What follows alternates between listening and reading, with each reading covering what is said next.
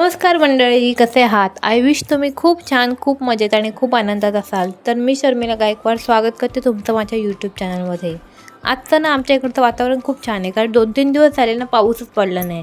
त्यामुळे मस्त बाहेर ऊन पडलं होतं आणि माझी ऋत्वीसुद्धा आज लवकर सुटली होती, त्यामुळे माझी कामंसुद्धा लवकरच उरकून गेली. तिला नाश्ता झाला, माझा नाश्ता झाला. त्यानंतर ती तिच्या खेळण्यांबरोबर खेळत बसली. मग मी सुद्धा तिच्याबरोबर खूप वेळ तिथेच खेळत बसले होते. ती काय करते, ती तिच्या किचनमध्ये वेगवेगळ्या डिशेस बनवते आणि मला खायला देते.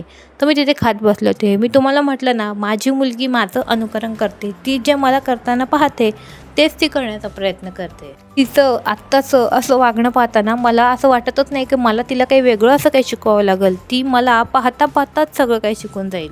तर आम्ही दोघी खूप वेळ खेळलो आणि तसंही आमचं सगळं काम झालं होतं. मग दुपारी भूक लागली, मग मी जेवून घेतलं. आज जेवणासाठी भाजी चपाती होती आणि ऋत्वीसाठी ना मी घरी गरमागरम पेज बनवली होती, कारण तिला बरं नव्हतं. त्यामुळे तिच्या तोंडाला चव येईल म्हणून ही गावच्या तांदळाच्या भाताची पेज बनवली होती. पण ती सुद्धा तिने आज काही फारशी आवडीची खाल्ली नाही. पण कसंबसं तिला मी सगळं खाऊ घातलं आणि त्यानंतर ना तिला झोपवलं. पण तिला झोपवता झोपवता मला झोप लागली, कारण ती सकाळी लवकर उठली होती आणि त्यानंतर ती झोपलीच नाही. त्यामुळे तिच्याबरोबर ना मी सुद्धा झोपून गेले. तुम्ही माझा कालचा मोटिवेशनल व्हिडिओ पाहिलात का? नसेल पाहिला ना ते एकदा नक्की पहा आणि कसा वाटला हे कमेंटमध्ये नक्की मला सांगा. तुम्हाला वाटत असेल ना, ही काय सारखं सारखं कमेंट करा करते, कारण तुमच्या छान छान कमेंट्सने आम्हाला खूप प्रोत्साहन मिळेल आणि त्यामुळे मी मोटिवेट होत राहीन आणि त्यामुळे चांगले चांगले व्हिडिओ तुमच्यापर्यंत पोहोचवण्याचा मी नक्की प्रयत्न करेन.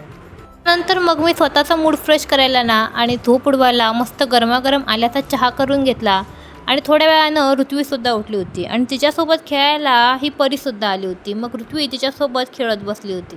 पावडरचा डब्बा घेऊन दोघीजणी खेळत बसल्या होत्या आणि खूप सारी पावडर नासून मस्तपैकी मोकळ्यासुद्धा झाल्या होत्या. आणि रविवारी हे चान्स मारून आणलेले कानातले घालून घेतले आधी. मला असे हलके फुलके कानातले घालायला फार आवडतात. आणि आत्ता ना 2-3 दिवसावरच रक्षाबंधन आलं आहे. मेमध्ये मी गावाला खूप साऱ्या बांगड्या घातल्या होत्या आणि इकडे आल्या होत्या सगळ्या काढून ठेवल्या होत्या. मग त्यांचा सगळा सेट आधी जोडून ठेवला, म्हणजे शोधाशोध नको.